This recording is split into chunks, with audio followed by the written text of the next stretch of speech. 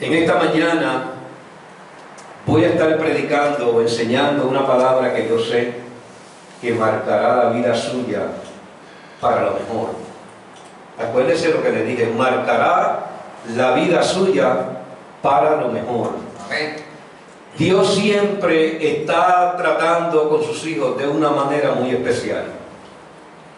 La Biblia dice que Dios no es hombre para que mienta, ¿verdad? Ni hijo de hombre para que se arrepienta. En esta mañana voy a tratar la historia o parte de la historia de Gedeón, que se encuentra en el capítulo número 6 del libro de los Jueces. Vamos a ver qué Dios tiene para cada uno de nosotros en esta mañana y para aquellos que nos van a ver y nos van a escuchar a través de los medios como el YouTube. Tenemos que entender algo que es muy importante, porque hay veces que en el caminar, en nuestra vida diaria, suceden cosas, como decía en la primera parte mi hermano José, que a veces nos desaniman o a veces tratan de detenernos en aquellas cosas que Dios dijo que íbamos a lograr. Por eso, en esta mañana le he puesto al título del mensaje: resucitemos nuestros sueños. Es resucitar aquellas cosas que a veces como que pierden vida en nosotros. Es volverle a darle vida a aquellas cosas que una vez soñamos, pero vuelvo y repito, por las situaciones de la vida, por las circunstancias, por los procesos que enfrentamos, hay veces que esos sueños como que pierden vida en cada uno de nosotros. Josué guió victoriosamente al pueblo de Israel porque obedeció fielmente a Dios. Sin embargo, después de su muerte, las tribus no terminaron de expulsar a los habitantes de la tierra que estaban poseyendo. Amado, cuando descuidamos el propósito de Dios en nosotros, cuando a veces apartamos aquellas cosas y aquellas enseñanzas que Dios trazó en el recurrir del tiempo, suceden cosas y a veces perdemos el norte de lo que Dios nos había dicho. Murió Josué, se tuvo que morir también Moisés, pero ahora Dios levanta a unos líderes llamados jueces, y dentro de esos jueces se encontraba Gedeón. El motivo del Señor no se estaba cumpliendo, o las promesas del Señor no se estaban cumpliendo de bendecir a aquel pueblo en las batallas y ayudarlos a expulsar a los cananeos de la tierra, a consecuencia de la desobediencia. Una nueva generación abandonó a Dios, que mucho se parece a nuestra generación, y rindió culto a ídolos que aquellos pueblos adoraban.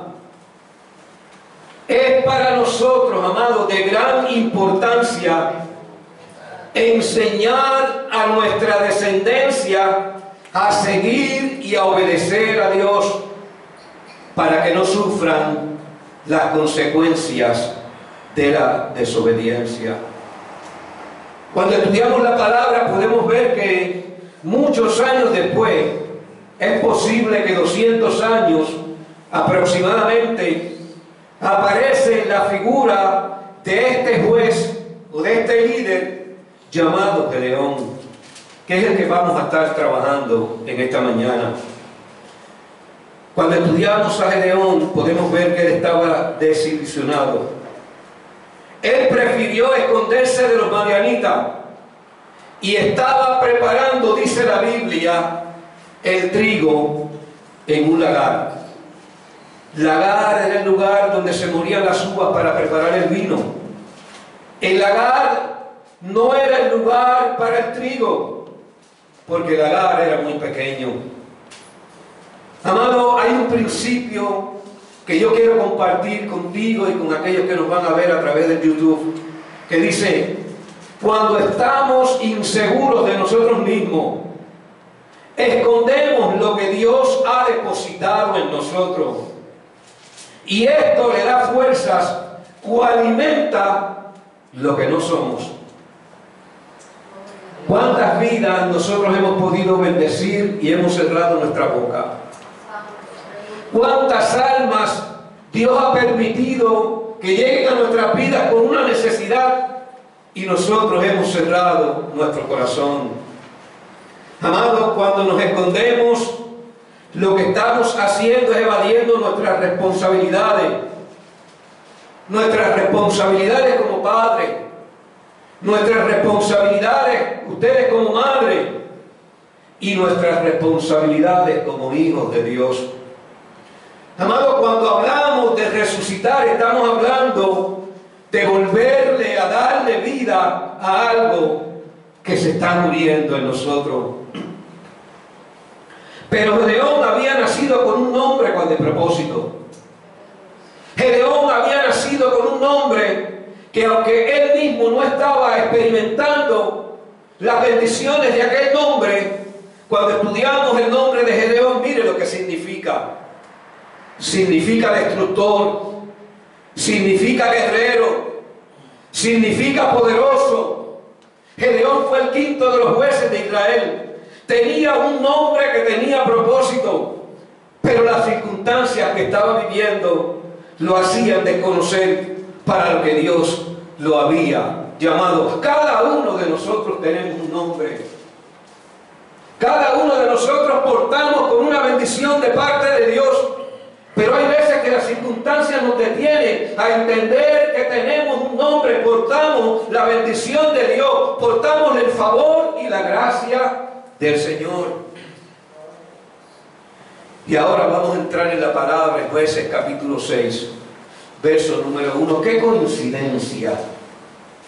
Que hace unos domingos atrás yo estaba predicando del libro de Josué, capítulo número 6, y ahora voy a predicar el mismo capítulo, pero en otro libro, el libro de los jueces. Dice la palabra que los hijos de Israel hicieron lo malo ante los ojos de Jehová, y Jehová los entregó en las manos de Madián. Los entregó, dice la palabra, por 7 años. 7 años, amado. 7 años que el propósito del pueblo de Israel estaba detenido.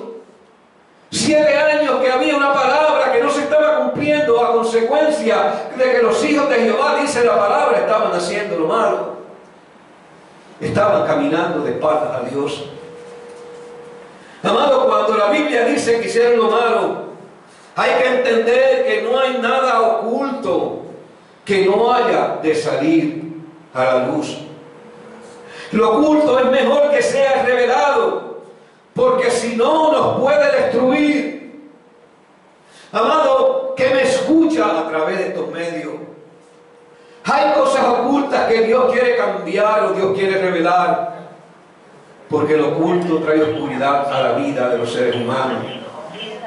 Dios quiere trabajar de una manera muy particular y especial y sacar a la luz aquellas cosas que son ocultas, porque Él quiere hacer cosas nuevas en nosotros. Lo oculto es necesario que reciba la luz para que en medio de esa luz pueda venir el arrepentimiento. La Biblia dice, hicieron lo malo. El andar contrario a lo que Dios estableció traerá como consecuencia que las promesas de Dios a su pueblo estén detenidas. Amado, hay promesas que están detenidas aún en nosotros, el pueblo de Dios. ¿Sabe por qué? Porque no estamos actuando correctamente. Y dice la Biblia que Jehová los entregó. Amado, cuando habla de que los entregó, aunque Dios nunca quiere que tu enemigo sea quien te gobierne, a veces es necesario que seas entregado para que despiertes de tu indiferencia. Y la Biblia dice que los entregó por 7 años. Amado, cuando estudiamos el número 7, es el número de perfección. El 7 es el número de proceso. Es el tiempo perfecto de la prueba. Es el tiempo perfecto para recapacitar de lo que hemos perdido. El hijo pródigo también en un momento dado, por sus malas decisiones, fue entregado.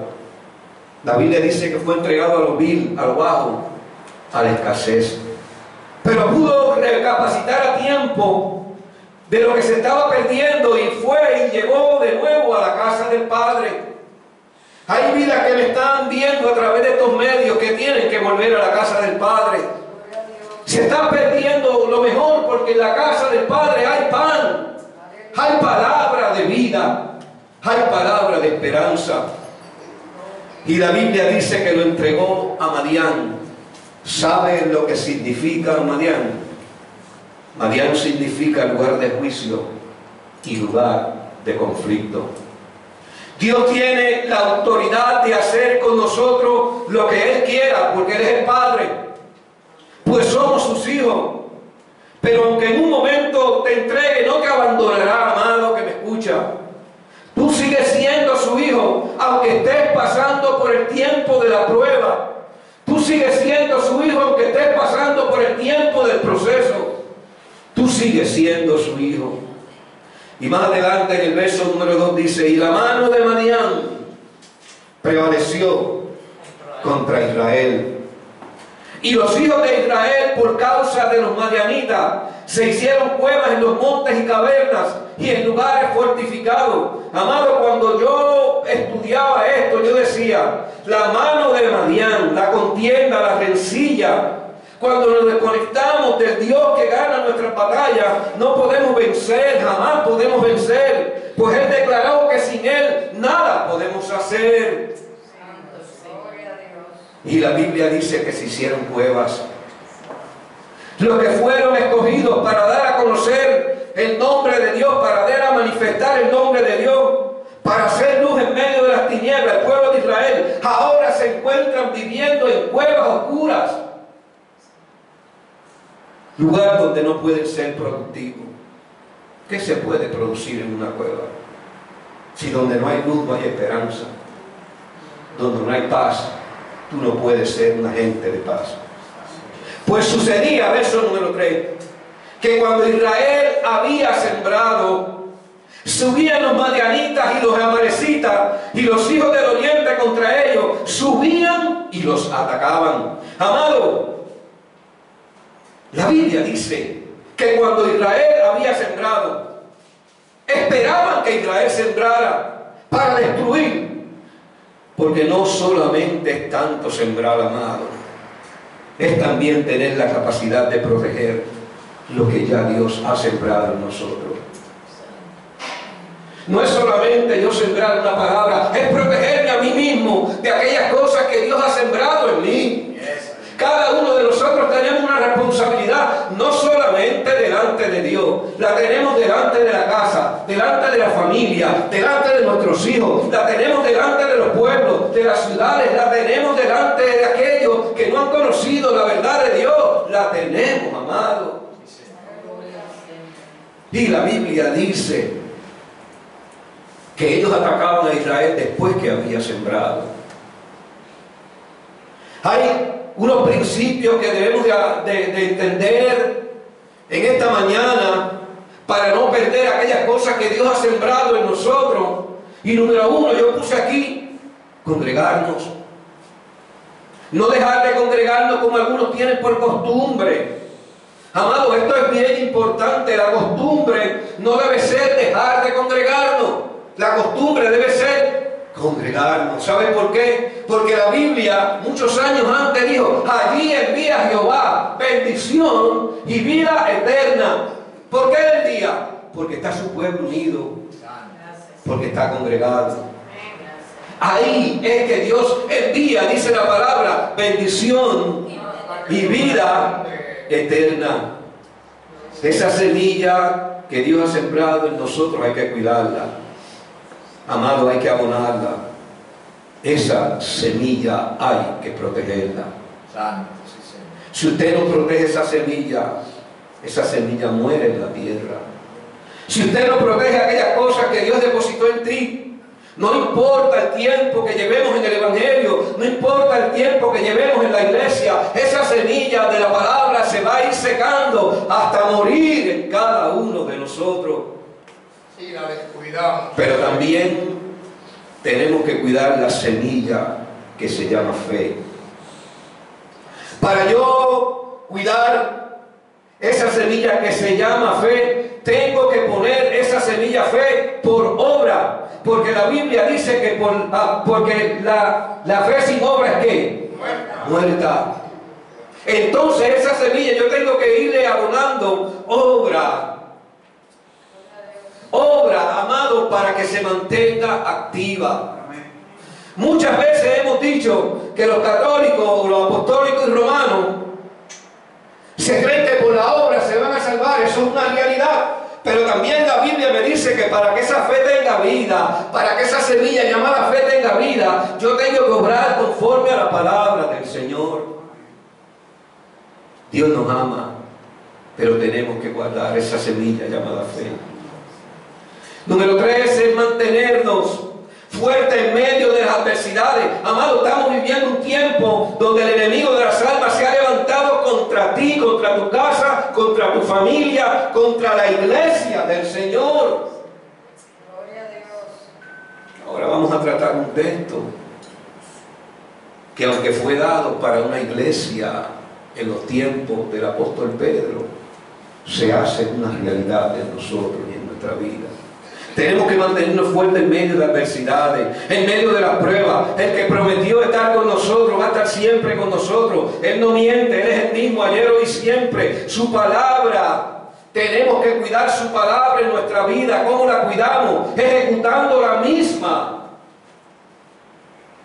Esa palabra que es como martillo que quebranta la roca, dijo el profeta en la antigüedad. Esa palabra que quebranta nuestra vida, esa palabra lo que está es quebrantando nuestra capacidad de entenderla a nuestra manera. Por eso yo tengo que tener, como el apóstol dijo en una ocasión, el don de discernimiento. Discernimiento es saber separar lo que es de Dios y lo que no es de Dios. Hay veces que creemos que todo lo que nos acontece en la vida viene de parte del diablo. Hay veces que creemos que todo lo que nos acontece en la vida viene de parte de Dios. No, amado, tenemos que saber discernir, tenemos que saber separar, tenemos que entender que el Dios de los cielos y de la tierra puede depositar en nosotros cosas maravillosas, pero tenemos que ejecutar el don de discernimiento. Gloria a Dios. Saber entender lo que Dios quiere para nosotros. Por eso le digo a Josué y le dice a la iglesia en esta mañana: mira que te mando que te esfuerces y seas valiente. Y en el verso número 4 dice la palabra: y acampando. Hay otra versión que dice: en territorio israelita. Y acampando contra ellos destruían los frutos de la tierra hasta llegar a Gaza. Amado, Gaza es un territorio de Israel. Ese es el territorio que todavía Israel está luchando. ¿Sabes por qué? Porque ese territorio le pertenece al pueblo de Israel. Y dice la Biblia: hasta llegar a Gaza. Y no dejaban comer en Israel ni ovejas, ni bueyes, ni asnos. No solamente les robaban la comida a los israelitas, le estaban robando la comida a las ovejas, a los bueyes y a los asnos. Querían destruir a Israel. Amado, ¿y por qué Dios permitía esto? Take it easy. Habían desobedecido la voz de Dios. Y acampando, dice la Biblia, tomaban los campos que le correspondían a Israel. Establecían campamentos en lugares de la tierra de la promesa. Hay lugares que te pertenecen a ti y el diablo ahora mismo los tiene como posesión de ellos. Está acampando en ellos. Tu familia no es del enemigo, tu familia es de Dios. No permitas que el enemigo acampe en tu casa. No permitas que el diablo trate de destruir o detener lo que ya Dios dijo para ti, lo que Dios dijo ya para tus hijos, lo que Dios ya dijo para tu casa. Gracias, Señor. Por eso Josué dijo, mi casa y yo. Usted conoce la palabra. Tenemos que seguir peleando, batallando. No podemos dejar que el enemigo acampe en los lugares que nos corresponden a nosotros como padres. Y la Biblia dice que destruían los frutos. Amado, lo que no se comían, lo destruían. Eran como los ratones. Y porque el ratón, el que no se puede comer, lo daña, lo rompe, lo corrompe, lo orina, lo destruye. Así eran aquellos madianitas. Por eso la Biblia dice en primera de Pedro, capítulo 5, verso 8, sed sobrios y velad, porque vuestro adversario, el diablo, anda como león rugiente, anda buscando a quién devorar. Amado, nuestro adversario es el enemigo. Nuestro adversario no es el vecino. Nuestro adversario no son nuestros hijos. Nuestro adversario no son aquellos que nos hacen la vida de cuadrito. Esos son partes de la salvación. Esos son aquellos que Dios permite en tu vida porque está moldeando tu vida.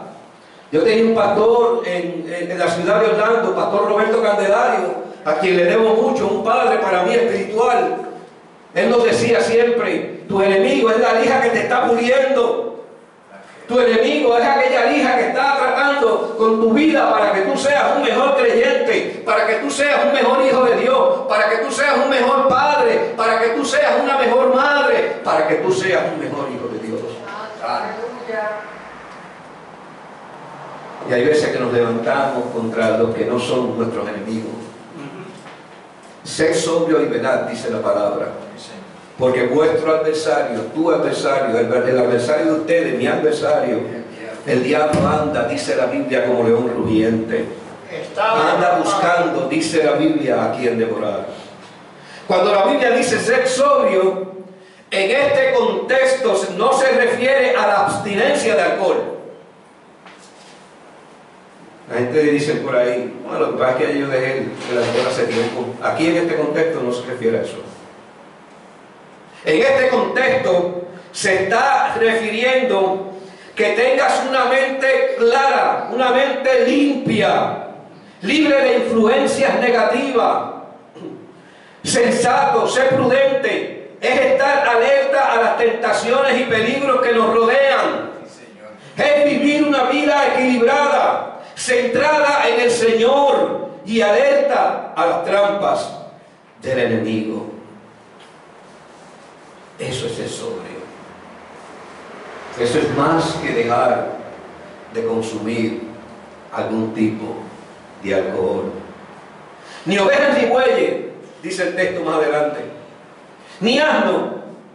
Amado, estos eran necesarios para mantenerse en medio de aquellos tiempos. En pocas palabras, no solamente les robaban las cosechas, sino también los recursos necesarios para poder volver a cosechar.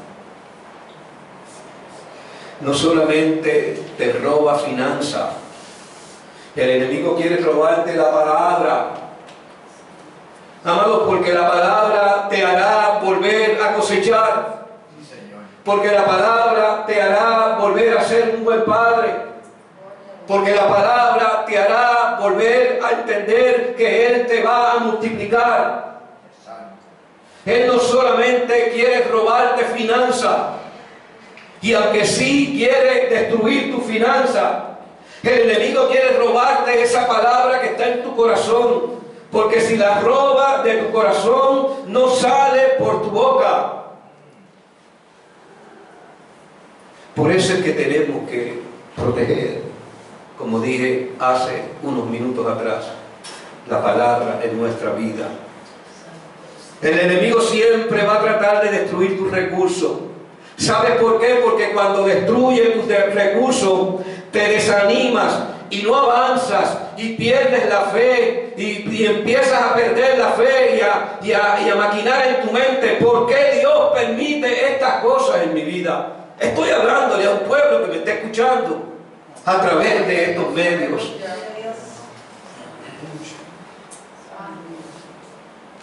Por lo que está logrando pero te tengo excelentes noticias.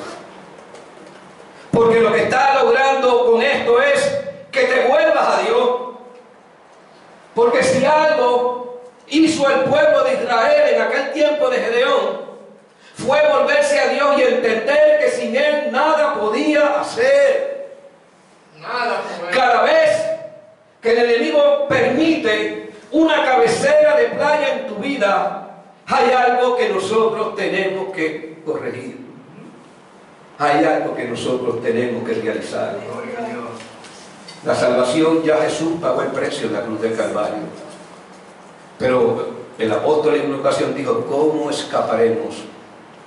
Si descuidamos una salvación tan grande, esta es una salvación que usted y yo tenemos que cuidar. La tenemos que cuidar, ¿sabes por qué? Porque nos fue otorgada por el regalo más grande que fue ejecutado en aquella cruz. Jesús pagó el precio. La Biblia dice que Él derramó su preciosa sangre, sangre que todavía tiene el poder para limpiarnos de todo pecado, de toda maldad. Gloria a Dios. Y más adelante dice el 5, verso 5, porque subían ellos y su ganado y venían con sus tiendas en grande multitud como langosta. Amados, ¿sabe de cuántas personas tenía el ejército de Madián? 135,000 soldados. Venían como langosta. No son las langostas que usted y yo a veces nos encanta comérnoslas en el restaurante. Hablando de las chichajas esas verdes que cuando vienen, ¿qué hacen? Devoran todo. Hace poco yo estaba viendo en las redes sociales unas langostas que entraron a una ciudad y cogieron una siembra y la destruyeron totalmente. Se comen todo lo que encuentran a su paso. Y venían como langostas, dice la Biblia. Ellos y sus camellos eran innumerables. Así venían a la tierra. ¿Para qué? Para devastarla. Amado, aquí todo lo que estoy hablando es el juicio de Dios sobre aquellos que desobedecen la palabra del Señor.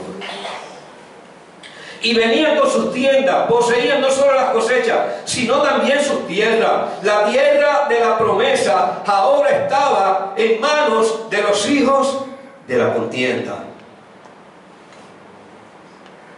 De este modo, el verso número 6, la Biblia dice que de este modo empobrecía a Israel, en gran manera por causa de Madián y los hijos de Israel.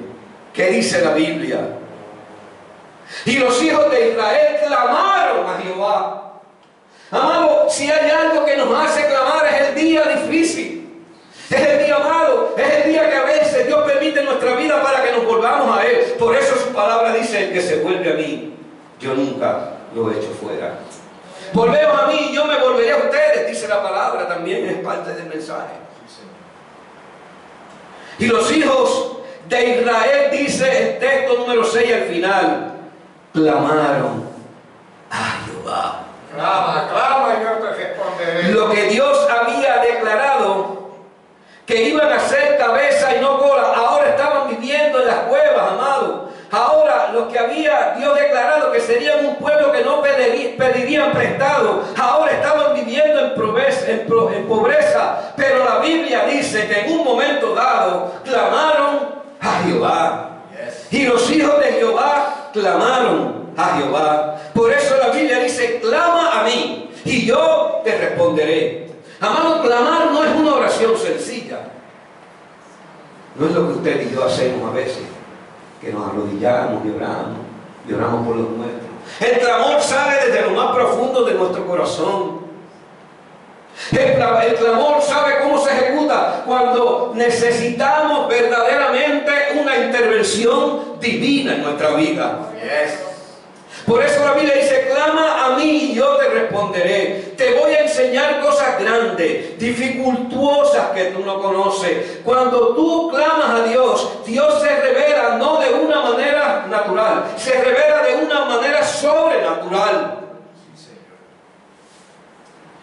Gracias, Señor. Y el 8 dice que Jehová envió a Israel Entonces un varón profeta, dice la Biblia, cada vez que clamamos Dios tiene que moverse a favor del pueblo, cada vez que clamamos Dios se tiene que mover a favor de la familia, cada vez que clamamos Dios se mueve a favor de tu matrimonio, cada vez que clamamos Dios hace algo sobrenatural en la vida de sus hijos, cada vez que clamamos Dios tiene el control de nosotros. ¿Sabes por qué? Porque está viendo un corazón contrito, un corazón humillado.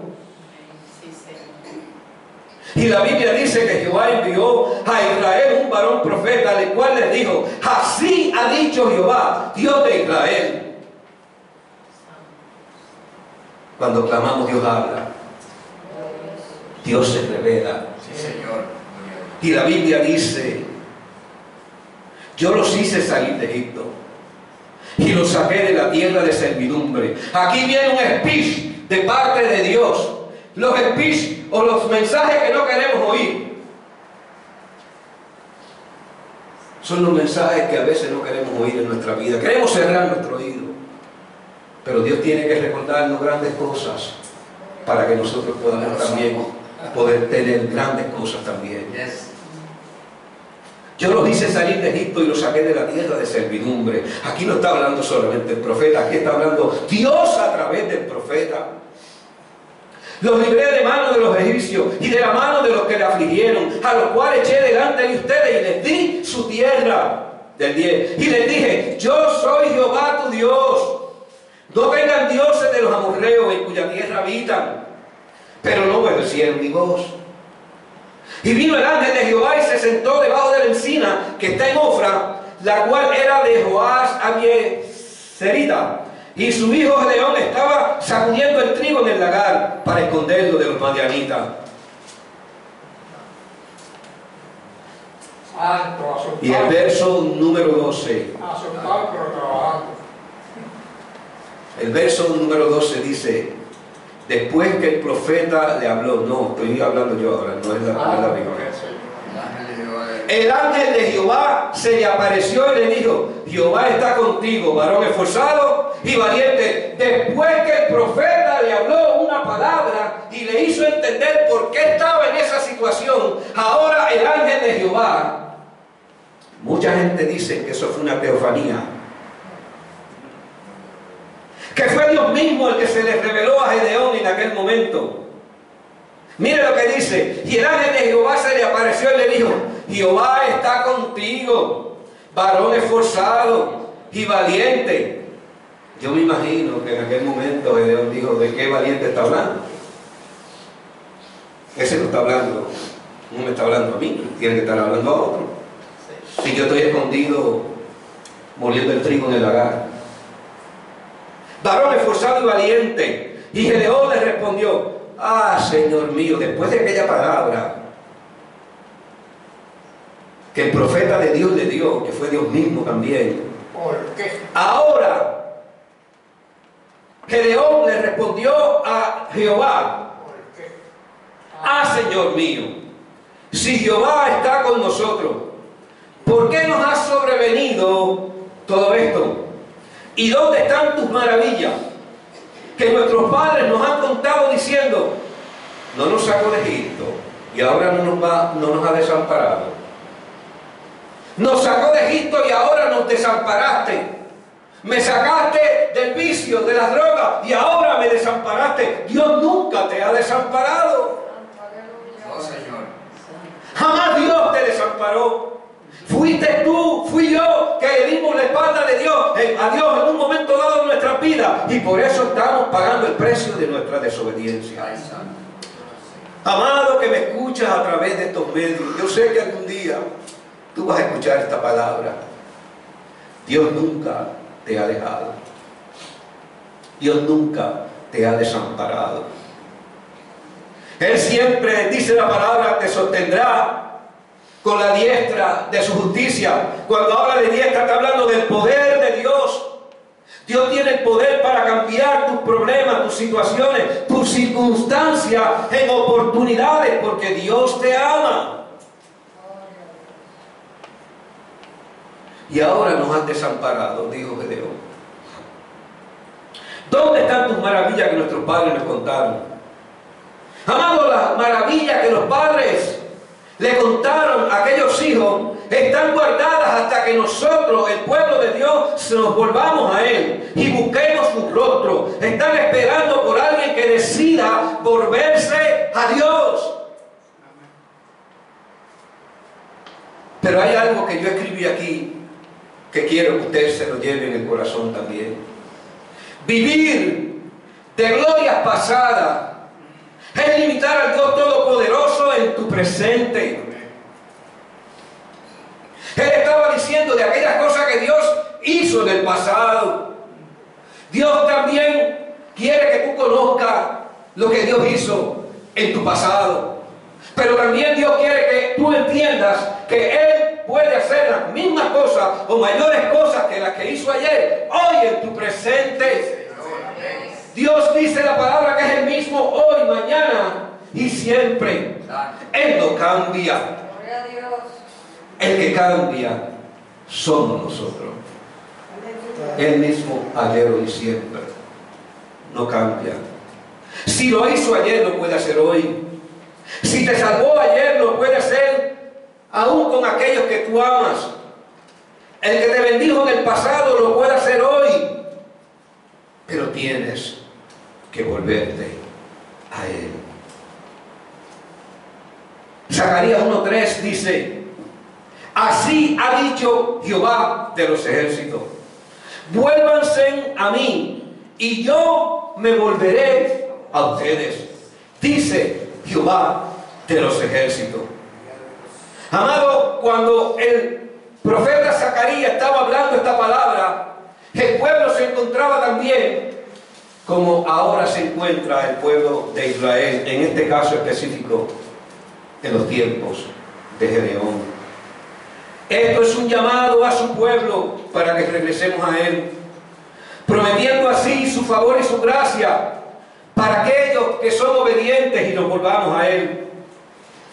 Y mirando, Jehová le dijo: ve con esta tu fuerza y salvarás a Israel de la mano de los madianitas. Y después le pregunta una pregunta que va con su respuesta: ¿no te envío yo? En pocas palabras, ve con esta tu fuerza. Amado, hay fuerzas todavía en ti. Hay fuerzas en nosotros que están reservadas para este tiempo. Hay fuerzas todavía en nosotros. El Señor te dice en esta mañana: usa esas fuerzas, pues para eso las he depositado en ti. Ah, Señor mío, y aquí vuelve Gedeón de nuevo a quejarse. Verso número 15. Ah, Señor mío, ¿con qué yo salvaré a Israel? He aquí que mi familia es pobre en Manasés, y yo el menor en la casa de mi padre. Mi familia es la más pobre en esta tribu, le estaba diciendo. Somos los más pobres. Estaba diciendo con esto: las debilidades de mi ascendencia también son mis debilidades. Y añade: y yo soy el menor de mi casa. Amado, hay gente que yo he conocido, le estoy hablando de gente que conocí en el Evangelio, que se refugian en las debilidades de sus antepasados para realizar aquellas cosas que les gusta hacer. Amado, ¿qué significa esto? Que están desconfiando del Dios de su presente. Que verdaderamente están desconfiando del Dios que quiere cambiar sus vidas, del Dios que quiere hacer cosas nuevas, del Dios que quiere cambiar su lamento en baile, su tristeza en alegría. Yo no soy el hijo mayor, dijo. Por lo tanto, como no soy el escogido para conquistar, no tengo el poder para hacerlo. ¿Cómo vas a decir que no has sido escogido si ya eres juez de Israel? Amado, él estaba diciendo algo que no tenía ni sentido ni propósito. Él era el juez que había sido escogido por el pueblo de Israel. Dios lo había escogido a él. Siendo juez, ahora dice: ¿cómo tú me estás llamando a mí? Yo soy el menor, yo soy el más pequeño. No, Dios te dice, te escogí con planes y propósitos. Te escogí para que seas ejemplo en tu casa. Te escogí para que seas portador de una palabra. Te escogí para que seas testimonio del poder de Dios en tu vida. Te escogí porque Dios tiene planes y propósitos contigo. Te escogí y ahora no tienes excusa porque yo fui el que te escogí. Sí, Señor. Y Jehová le dijo, ciertamente yo estaré y derrotarás a los madianitas como a un solo hombre. Amado, cuando Dios dice que Él está, yo tengo que ir a la batalla confiado. Porque la victoria está asegurada. Si Él está, no tengo por qué temer, no tengo por qué dudar. Como a un solo hombre, dice la palabra. ¿Qué significa esto? Que cuando Él está, las multitudes que son tu enemigo, las verán como si fueran uno solo. Uno solo. Ellos serán como uno solo. Y el 24, verso 24, y aquí ya estoy cerrando este mensaje. Y dice que después de la victoria con solo 300 hombres, derrotó un ejército de 135.000 hombres con solo 300 hombres. Habían 32.000 en el pueblo de Israel. ¿Y sabes qué? Dios los fue poniendo a un lado. Tú te vas para tu casa, ayuda a tu esposa allá a fregar. Barre la casa, que tú no tienes corazón de viajero. Cuando yo estudiaba esta parte de la palabra, 107 hombres mataron. pude ver algo muy importante. Que yo he oído buenos mensajes y malos mensajes de esto. Los que fueron escogidos eran los que se agachaban y tomaban el agua y la lamían como los perros. No eran los que estaban de rodillas. Y yo dije, Señor, entonces la oración no tiene poder. Y él, no es que la oración no tenga poder. No es que tú dejes de orar. No es que tú dejes de clamar. Lo que está diciendo con esto es que cada vez que viene una situación adversa, tú tienes que estar apercibido, mirando, Señor, ¿qué está pasando en mi casa? Señor, ¿qué está pasando con mis hijos? Tienes que estar apercibido, tomando del agua de la palabra, pero tienes que estar vigilante. No puedes perder esa perspectiva de aquellas cosas que están pasando. Tienes que vigilar a tu enemigo. Porque cuando tú vigilas a tu enemigo, te preparas para la batalla. Porque sabes el momento en que vas a atacarte. Y la oración es efectiva, pero hay momentos que levantarse. Por eso le dijo a Moisés en aquel momento, dile a mi pueblo que marche. ¿Qué tú haces aquí orando? Hay momentos de la oración, hay momentos del ayuno, pero hay momentos de la acción. Todo tiene su tiempo. Todo tiene su tiempo, como dice mi padre. Sí, Señor, gloria a Jesús. Hay momentos en que tenemos que levantarnos y caminar y accionar, porque la acción es parte de lo que fortalece la fe. Y dice el 24, ya después de la victoria, y edificó allí Gedeón altar a Jehová y lo llamó Jehová Shalom, el cual permanece hasta hoy en Ofra de los abiezeritas. Edificó altar a Jehová. Edificar es volver a construir lo que estaba destruido. Nuestra vida de oración, nuestra vida de comunión con Dios. Es volver a levantar aquellas cosas que estaban abandonadas. Es volver a creer. Amado, es volver a soñar. En cada una de nuestras victorias tenemos que edificar algo. ¿Por qué? Porque esto será el testimonio de lo que Dios hizo a través de nosotros. Tenemos que levantar algo, un altar, algo que me haga recordar que esa victoria no fue mía. Esa victoria le pertenece a Él. Por lo tanto, tengo que estar conectado siempre a la fuente. Esa fuente de vida, esa fuente de fe, esa fuente de esperanza. Esa fuente que Él mismo dijo en una ocasión: amados, ustedes sin mí, ustedes no van a hacer nada. No. Amado, todo lo que emprendamos en esta vida, por sencillo que sea, tenemos que confiar y creer a Dios. En cada una de nuestras victorias tenemos que edificar algo. Resucitar es volverle darle vida a aquello que se había muerto. Resucitar es vencer tus miedos. Resucitar es volver a la obediencia. Resucitar es actuar y recuperar los sueños de Dios para tu vida. Ana sufría la pérdida de su sueño al ver su condición de estéril, pero decidió a través de la oración llevar su queja a aquel que podía resucitar su sueño. Y usted conoce el final de esta historia. Josué tuvo que mantenerse soñando, aunque sus sueños parecían estar presos. Se mantuvo haciendo lo correcto, porque él sabía que lo que Dios le había mostrado se iba a realizar. Pedro ya estaba huyendo de su sueño, pues había decidido volver a la pesca, cuando había sido predestinado para ser un ganador de almas. El hijo pródigo había perdido toda esperanza, pues a través de su pecado se había descartado a sí mismo, pero decidió recuperar su sueño volviendo a la casa del Señor. Lázaro fue resucitado por Jesucristo.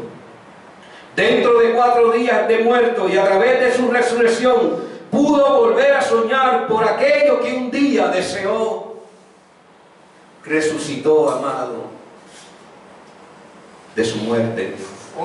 Marta le dijo al Señor: si hubieras estado aquí, mi hermano no hubiera muerto.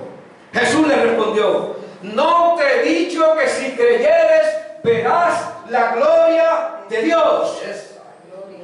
Y nos lo está diciendo en esta mañana a nosotros. No te he dicho que si creyeres, que si crees, que si pones por obra esa fe, verás la gloria de Dios. Amado, es cuestión de creer. Es cuestión de tener la suficiente fe de que Dios lo puede hacer. Amén. ¿Sabes por qué? Porque Dios es el mismo hoy, mañana y siempre. Póngase de pie. Qué bueno es Dios. Dios no cambia. Cambiamos nosotros. Dios es el mismo hoy, mañana y siempre. La Biblia dice que para Él no hay nada imposible. Amados que me escuchan a través de estos medios, amados que estamos aquí reunidos en esta mañana, Dios es el mismo hoy, mañana y siempre. Aquellos que nos escucharon a través de YouTube, si no tienen un lugar donde usted se pueda congregar, si usted tiene su iglesia, vaya y congréguese. Pero si no tiene un lugar donde congregarse, donde escuchar palabras de vida, de fe y de esperanza, y quiere visitarnos algún día, estamos localizados en la calle 51 de la urbanización Santa Juanita, aquí en la ciudad de Bayamón. Estamos en el bloque GD número 13. Estamos localizados frente a la avenida Laurel, aquí en Bayamón. Ven porque te haremos bien. Porque hay palabras de vida para ti. Ven porque aquí hay un pueblo que adora y glorifica a Dios en espíritu y en verdad. Que Dios te bendiga, que Dios te guarde y que la paz de Dios sea contigo en esta hermosa y maravillosa mañana.